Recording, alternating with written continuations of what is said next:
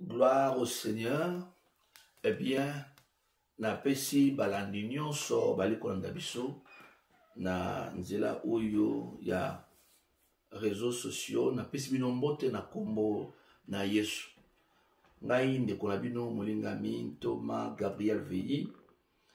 Lelo na pesameli mokumba ya kosoana bino autour ya sujet oyo. Faut-il fêter Noël, oui ou non? Na pesameli mokumba ya ko partager na boye minzambe oyo ndambo nzambo apesi ngai. Eh bien, question etunani na bato ebele. Noël ezali ya nzambe to ya nzambe te. Esengeli to célébrer yango, to fêter yango, to sepela mokolo yango, to sepela mbotama ya Yesu. Ezali yango to ezali yango te. Tokomeka na mwanda momaile nzambe apesi biso pe boyebi to nango ya bonzambe kokabola na bino oyo biso tozi lokola connaissance to boyebi. Nzambe apambola bino nyonso balikola na biso na kombo na Yesu. Question na biso tokomituna Noël, bato mingi baboyaka ko célébrer Noël to banda kuna balobi to boyi ko célébrer Noël pwamba te ezali kombo wana eza na Bible te. Eh bien raison na to kiango pa ya batebele na moni na Bible kombo Noël te. To boyi Noël po kombo na Bible te. Kombo pe Biblia eza na kona kati ya Bible te. Ezengili to boyi ya Biblia po kombo eza na Bible te. To bituna mutuna wana.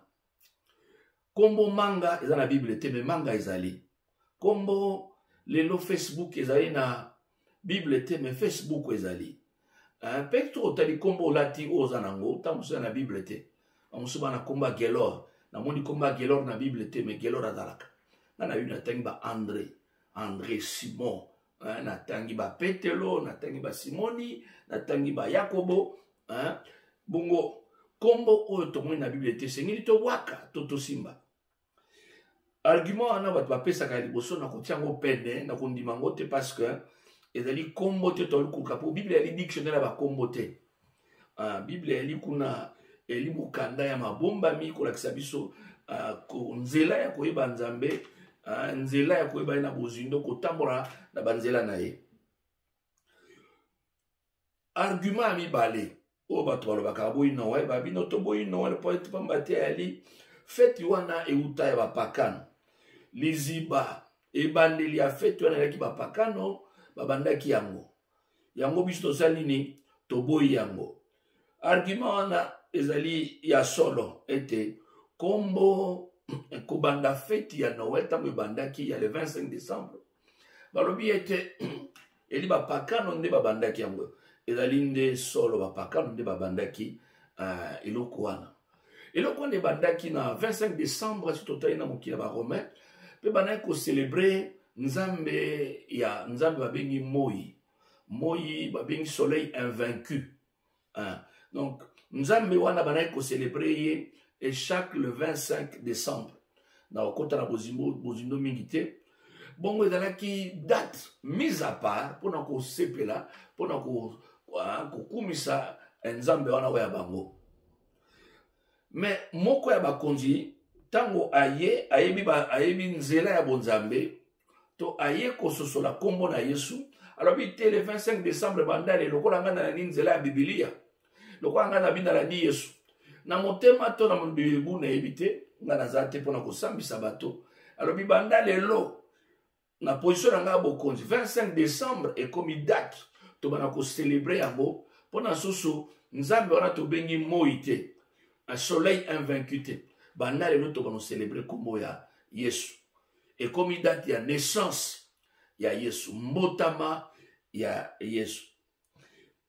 Moto ya boyi origine na bina boyi origine nango parce que origine nango ezalaki bana ko sambela nzambe ya bapaya. Et ceux qui mo wala mona ko kumisa Yesu ezalo kana ko sambela nzambe ya bapaya. Argument na mona ngo pete. Pour ceux qui raisonnent ezango mutaboyi angana la pena biblique ata la sérieux aligo se débarrasser na o nyonso eza na origine ya opakano ekoki pe aboya mikolo les jours tels que nous les nommons on est mikolo ya chaque semaine eh bien, date ou jour toi na mona kati ya poso na biso to bengi lundi, mardi, mercredi, jeudi, vendredi, samedi pe dimanche. To moni pe origine na mona Biblia te na tangi Bible te ba komi kuna lundi. Na tangi na Bible te ba komi kuna dimanche.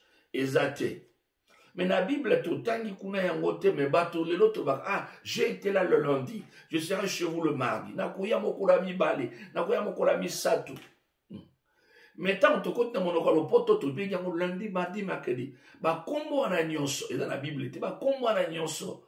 Ezali ba Romain, ba pesaki na mikolo, ba kombo ya ba nzambe bango banaki ko célébrer. Ba nzambe yango ezalaki banani ba astre. Ba astre ko bengi lundi, elaki mokolo. Donc ba nzambe na bango lundi elaki mokolo ya nzambe abengi sanza, lune. Lundi, lune, sanza. Et mardi, Mars. Et mercredi, Mercure, jeudi, Jupiter, vendredi, Vénus, samedi, Saturne, et bien dimanche, ton anglais va bien Sunday. Elle a qui Nzambe, elle est soleil. Donc, raison, au Wanasoki Motaboy, pour célébrer Noël, Atika, Kubenga lundi, aluka bakumbo na epe mususu. Parce que bakumbo wana, bozindo nango. Origine nango, source nango, ezali obele banzambe ya bapakan. Mais oyo nga nayebi mokolo moko te ezali na mokili oyo nzambe mopakano akelaka. Nayebi mokolo nyonso oyo ezalaka nzambe nde asalaki. Na tangi na Genèse 1er, il y eut un premier jour. Il y eut un deuxième jour. Nzambe akeli asilisi abi o na bengi yo mokolo liboso. Yo mokolo mibale. Mokolo nyonso oyo existe. Ezali ya nzambe mon côté. Nyonso. Oyo existe. Obeli nzambe mutasalaki. Mokeli na nyonso. Donc, nazala mokolo mon côté na yikolo bezali ya nzambe moko. Donc, ezala le 25 décembre, na pesi yango na nzambe ata mon côté. Soki bango bakumisaki nzambe ya moi, na neibite, naliko kumisa le soleil de justice, Yesu Masia. Naliko kumisa l'astre de Jacob, Yesu Masia. Naliko kumisa l'étoile brillante du matin. Bobele étoile moko engengaka na tongo ezali moi. Moi yango ezali Yesu Masia. Amen. Donc, raison ya kubake utina banzambe bapakano ezali raison moko pete. Raison ya misato babi date wana Yesu abotamaka te le 25 décembre. Po ezali hiver na Bethlehem na Israël. Na hiver, mobateli mpate moko te afanda kalibanda. Akobeta akozwa pio. Le froid va l'attraper, et bien, a va tomber malade. Raison wana, balobi yango, ezali pe na boyango te, ezali ya kobwaka te. Hiver. Mais date wana ezali te date Yesu abotamaka. Elle est date conventionnelle. Bayokan turbino, to célébraka. Ma béni, ceux qui ont le 25 décembre, yo tia ta mokolo na, ceux qui ont le 3 mars, bana ko célébrer le 3 mars. Ceux qui ont le 4 juin, bana ko célébrer le 4 juin. Ceux qui ont ali chaque jour, célébrer Yesu chaque jour. Au botamaki na commission. Ko célébrer motama ya moto, na ma bête. Pourquoi? Parce que chacun de nous a une date à célébrer. Mokolo ya botamaka ya yemoko. Et puis, si on dit que na moto, adana date à célébrer quand bota ba boti na ye. Et ba boti na biso musuba ba na biso ba ba date na bangoti ba bota maka bokolonini. Ba pesa date moko ya bongo na bongo. Oni date moko parce que yebiti na bota maka ezalaka akobeta monoko tangwana moye bimaka etangwana mayeki na période moto ezikaka na mboka akopesa bino à peu près. Ou qu'il est là pour coller. Mais comme il célébrer, on l'aura appris à Botamaka. Donc, accent exactement la date. Accent est à Botamaka, Mokolomo, à Kotakana Mokili. Né, c'est mon avis, elle date était le 25. Date, et c'est mon avis, elle était Mokolomoko. Nzambe na bomo, Nzambe alingi biso. Nzambe asala lula pe Mokili. Nzambe kanisa ki biso, ala kisa ki biso, bolingo na ye, atindi mwana ye, akota na mokili aya kobikisa biso mokoranso da kanisi yango na komisi. Amen. Quatrième raison, balbaka non to célébraka Noël était parce que apôtre va célébrer qui Noël était. Tout le monde était dans la Bible, apôtre va célébrer Noël. Tout le monde peut était dans la Bible comme recommandation. Bible est tindi bisoté célébrer Noël. Ça la yango.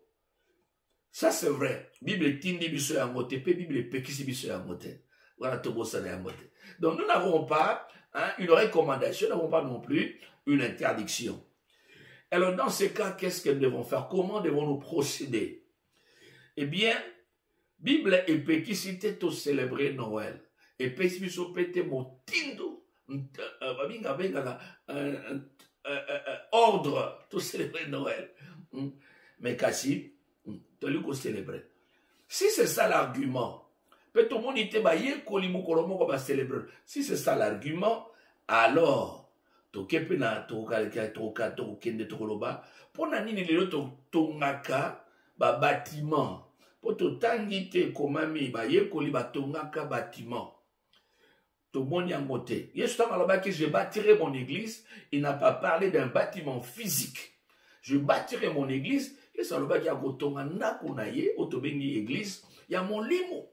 Et na ndako akotonga ngona ba brique te, mais akotonga ngona mabanga. Ba bibiso na yo tondimile to komi mabanga ya bomoi. Bisonde to yé ensemble et longo to former ndako wana molimo babengi lingomba église. Donc l'église de Jésus n'est pas un bâtiment physique. Yesu a pesa ki ordre wana te. A pesa ki motindo wana te pe ba yekoli basala ki angote. Ngana olelo totongaka. Mabeza wapi?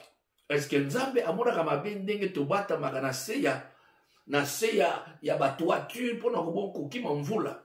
Est-ce que Nzambe aoka mabe ndenge to kima kamoi poto kumisa ye longo to kamaloba ne longo na moni ngata mukete. To moni te ba yekoli basali chorale ngana olelo to na ba chorale to na orchestre to beta na lingomba. Est-ce que Nzambe amoni mabe poto beti linganda na église? Dans l'Ancien Testament, mais dans le Nouveau Testament, na moni amote. Peut-être tangi, to monite sika moko balaki na groupe de département de femmes. To moni département école du dimanche te. Nzamba yo kaka mabele do soto na département école du dimanche. Ce que tu ali na département ya ba maman. Na ndimi ata mokete parce que na ebete Nzambe ali Nzambe o ya pesa ka pe bwanya. Moto ezali likabo ya satana te. Bwanya e wuti na satana te. Bwanya e wuti na Nzambe. Na pesi lokumu. Ata na moni yango te ba yekoli basali yango. Ba komi yango te. Na yiko sala eloko o lelo e pesi lokumu. Parce que tout n'est pas reproduit, tout n'est pas écrit na kati ya makomami. Eloko e komami te. Na koyeba ndenge ni soki na sala yango eza malamu, ndenge ni soki na sala yango eza mabe. Na ba principe misatu oyo ego edengai. Nesika na moni clarté te. A numéro 1, na kotuna, est-ce que loko soki na sali yango ego kumisa Nzambe? 2, est-ce que soki na sali yango eko lendisa bomoi na ngai?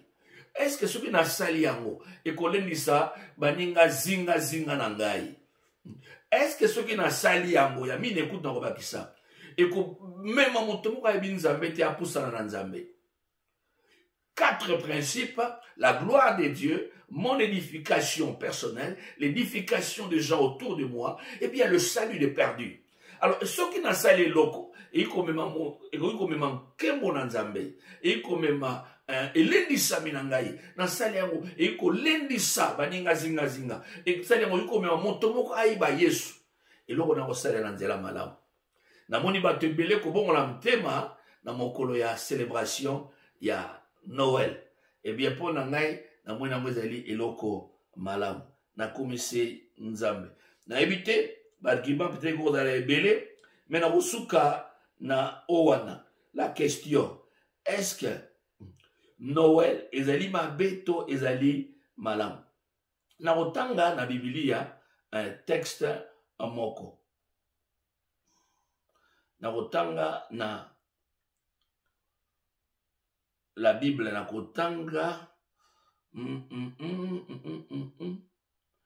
Romains chapitre 14 versets 5 et 6. Mokanda ya Baloma, chapitre 14, pe na kotanga verset 5 na verset 6. Natangi na lopoto pe na komeka kolimbola na mwa ndambo ya lingala naza nango. Tel fait une distinction entre les jours, tel autre les estime à tous égaux, que chacun ait en son esprit une pleine conviction. Celui qui distingue entre les jours agit ainsi pour le Seigneur. Celui qui mange, c'est pour le Seigneur qu'il mange, car il rend grâce à Dieu. Celui qui ne mange pas, c'est pour le Seigneur qui ne mange pas. Et il rend grâce à Dieu. Dans le verset, il y a Liboso, verset 1er, il dit, faites accueil à celui qui est faible dans la foi et ne discutez pas sur les opinions. Ne discutez pas sur les opinions. La Bible dit, tous les qui s'attendent au te ko swanaka, tous les qui s'attendent au te ko bendanaka, tous les qui s'attendent au te ko bunaka na maloba. Parce que, oyo ngai na kanisi ezali ndenge moko te na oyo yo kanisi. Oyo ngai na ndimeli na ndenge moko te na oyo ndimeli. Bilobi, to bunda bunda te, to bendana bendana te. Po ete muto mosusu ikoloba ete, Bible lobi ete, na lia nyonso, Bible lobi na ye alia nyonso te. Excusez ngai.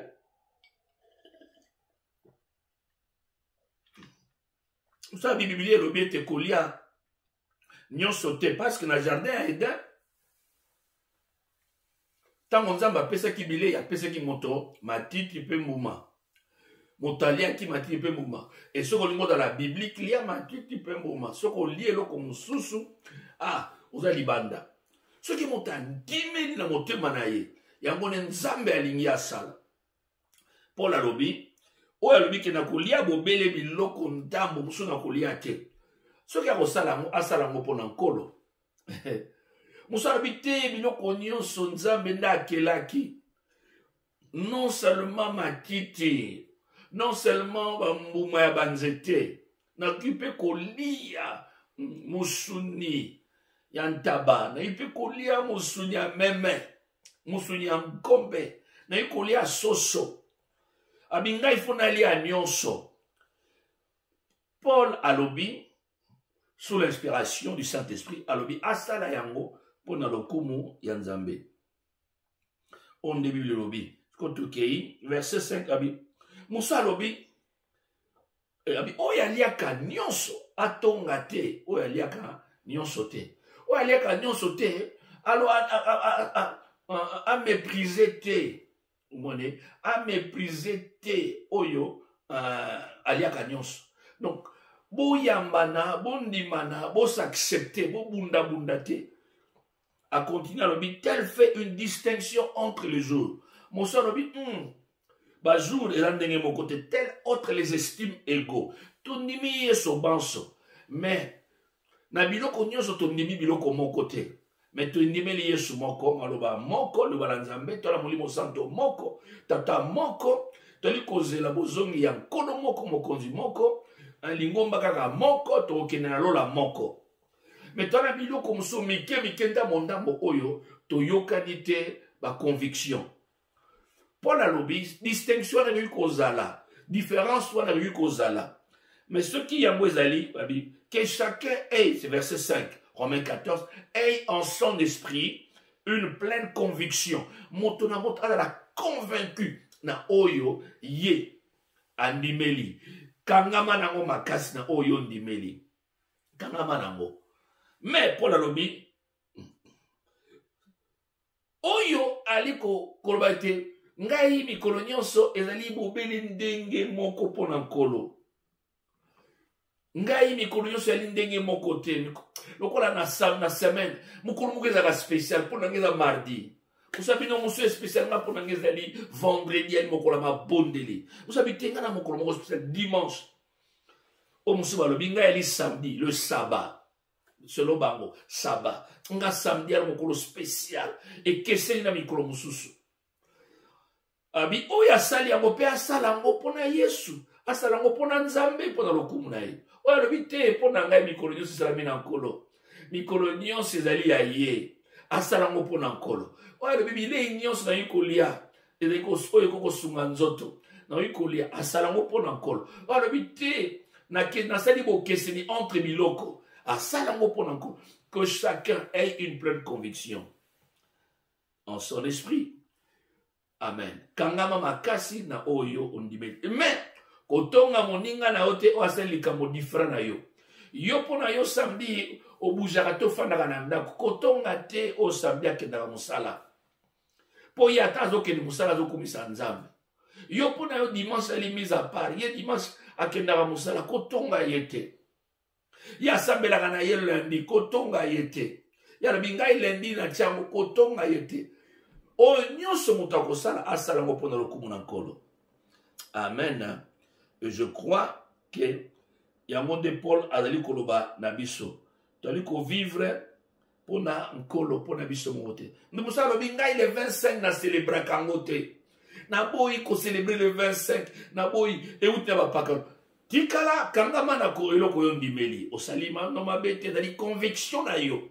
Mais quoi imposer à mon amoninga le 25 tikanga na kumisa nga masia apota ki pona nga toyo katbaninga yakato sepela to kumisa nzambe tika ya sala yango kokota na bitumba te bitumba ya pamba et botaka mbuma ya molimo te esungaka moto te que chacun reste dans sa conviction. Pourquoi nous battre?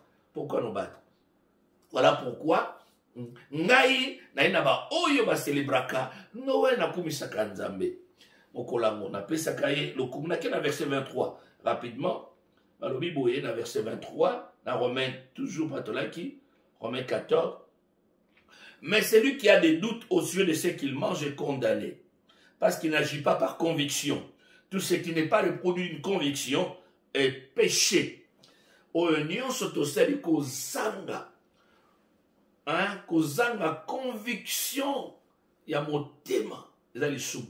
Ce que vous avez loko ozo yima oza ko meka oza ko tepa oli ko douter babi ezali sumu. Et loko yoko sala avec une pleine conviction. Que Dieu soit béni, que Dieu soit glorifié. Donc na lo mango kopesa nani. Pourquoi Bible lobi pourquoi bato mingi batelemeli Noël? Batelemeli Noël pourquoi? Parce que à cause il y a mokili et yiba feti wana oyo enga kozala pona lokumu na nzambe. Mokili komi sango feti ya mokili. Lelo Noël est comme une fête commerciale.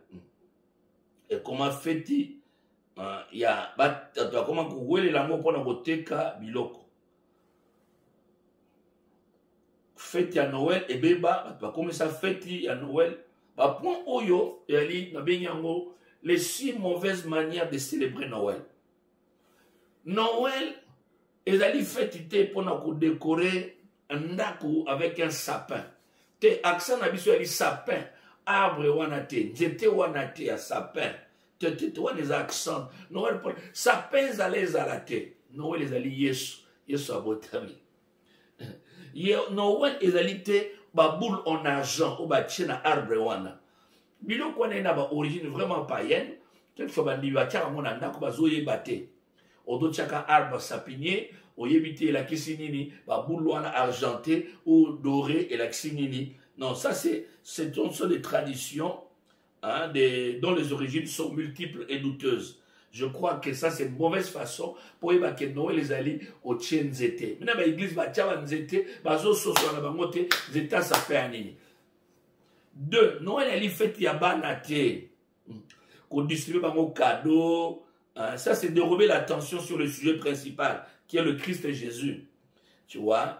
En tout cas, les taux de distraction est très élevé lorsque nous procédons de cette manière. Et comme il y a ban, faites ya banate. Tu peux savoir un cadeau, tu kumisi Noël les alliés Yesu banate. Noël les a été causé la Saint-Nicolas, monsieur Moko bengi Santa Claus, dénommé comme Papa Noël. Tout le monde a bilamba rouge et blanc, mandé faut belé, aye apesaka bana cadeau. Non, non, non, non. Noël eza yango te bandeko. Wana eza Noël te.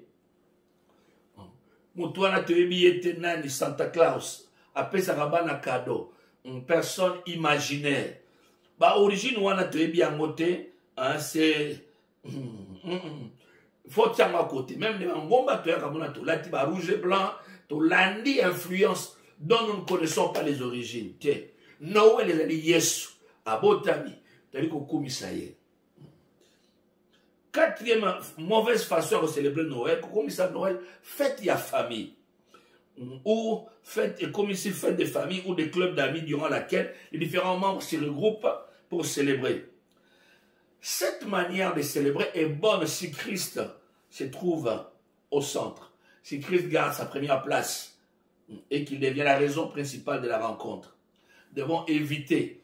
Donc, Noël, ce n'est pas d'abord la famille. Si nous disons, famille, tous ensemble, tous allons ensemble, pour être yeso pour faire la ça c'est Noël. Ce quelqu'un non, Noël, et comme il fait, il y a ami to kutana, tous allons ensemble, yeso azate, et comme une distraction.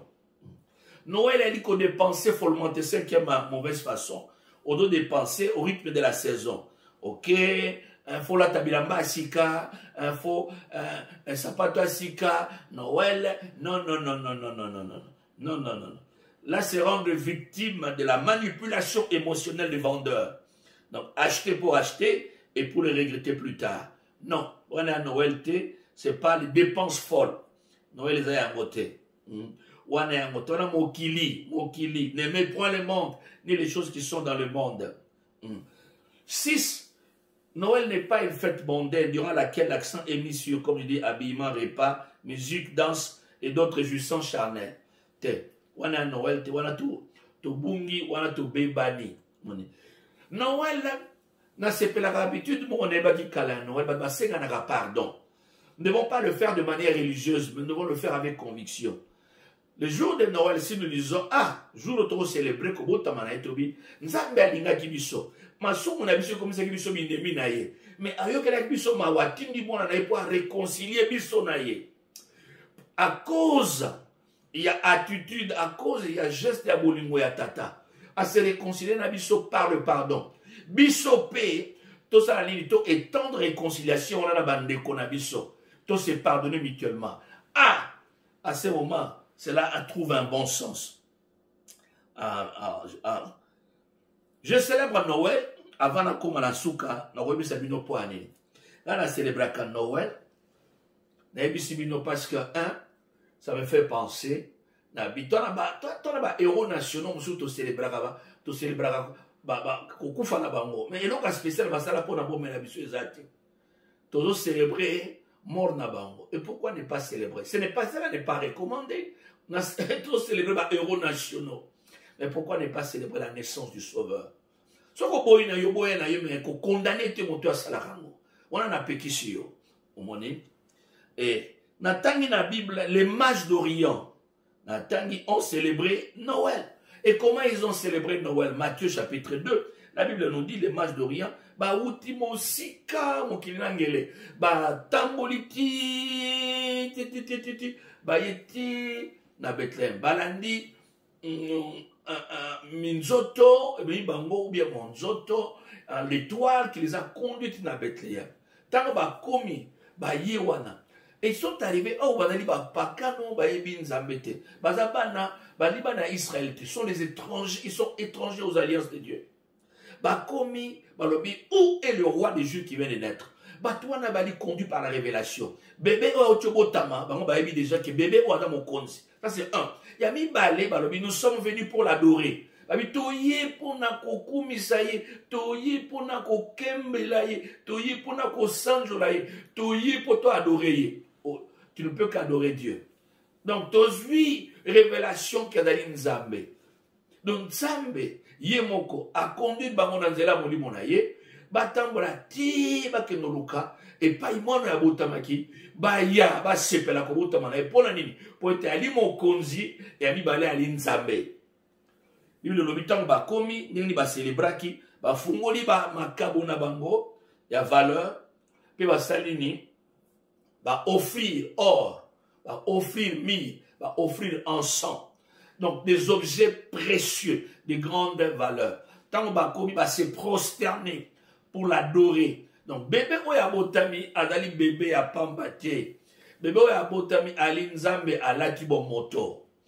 Bango bazui révélation ba komissie. Voilà pourquoi ceux qui basala kiango na direction bon nzambe ba beni ningai lelo soki na ko sepela. Ko botama ya mokonzi na ngai. Ya mwana façon ya ko komisa ye mokolo ngo sona usukanisa ko komisa ye. Ezala le 25. Ezala le 4 janvier. Ezala le 29 février, le 28 février. Il faut dans ça mon attitude, il y a humilité, une attitude, il y a adoration. Puis c'est possible, une attitude, il y a offrir une offrande, offrir quelque chose de précieux à Dieu. Offrir, comme je ne peux pas le voir, offrir à son église. Amen. Et deux, comment célébrer Noël? Il dit comme les anges du ciel et les bergers de Bethléem. Ba ange ba utilo la na Luc chapitre 2, to tangi na Luc chapitre 2, ange ba utilo la ba kiti, ba ye ko célébrer Noël. Ba ye ange moko apeli la ebisi ba berger. Abina ba ngobo yoka boyoka, ngobi kisha botami. Ba telemiska ba laki ba bateli mpate ba kimimang. Ba kei en kotala epai a Yesu abotamaki.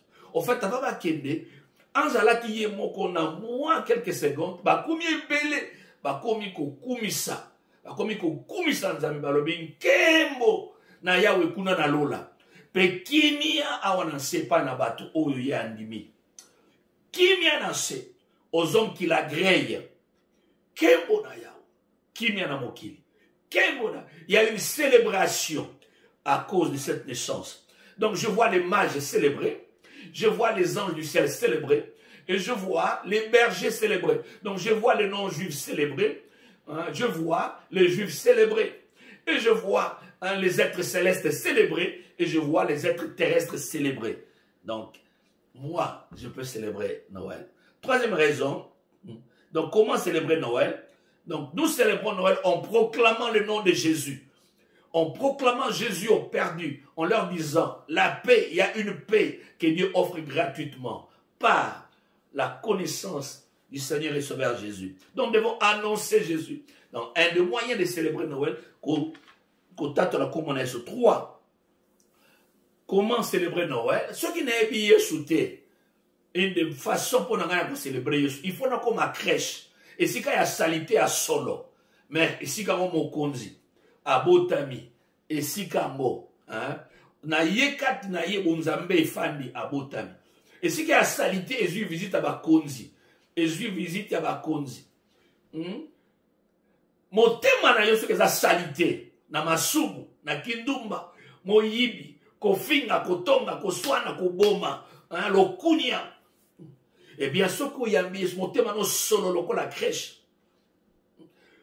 lokola elelo ya bibwele soko yambi Yesu eh bien akopetula yango et okoma esika bozwi wana elimdela ya misato nzela liboso lokola ba mage nzela mibale lokola ba berger nzela ya misato koyamba Yesu nzela ya mine koluka kimia. Comment célébrer Noël? Et rechercher la paix. Oya botami ali prince de paix koluka kimia na bateau. Autant que cela dépend de vous, soyez en paix avec tous les hommes. Oya ya na kimia. Kimia yozu kabona la baninga. Réconciliation, pardon, ainsi de suite. 5. Comment célébrer Noël? Soyez inventif. Imaginez quelque chose à faire pour bénir quelqu'un.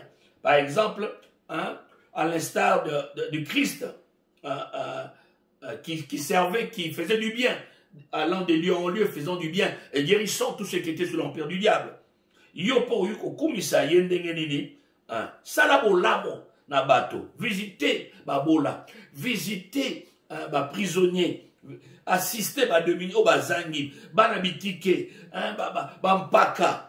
Eh bien, il y a une façon de célébrer Noël. Luka basi oyo bali abusé, ba victime ya guerre, Luka bango, ba oyo bali ko luka lisungi na ndenge yoko yuko sunga, koma loboko ya Nzambe, koma monoko ya Nzambe, koma liso ya Nzambe, sala bolamu na ba bali ko luka bolamu ango. Nzambe apambolaka bato na nzela ya bato. Mokolo ya Noël eza mokolo yo kosala bolamu. Une façon de célébrer Noël. Voilà pourquoi je dis, moi, je célèbre un Noël. Eh bien, Nzambe apambola bino na kombo na Yesu. Ezalaki ngai moninga na bino ndeko apôtre Gabriel Vei. Nzambe apambola bino na kombo na Yesu. Amen.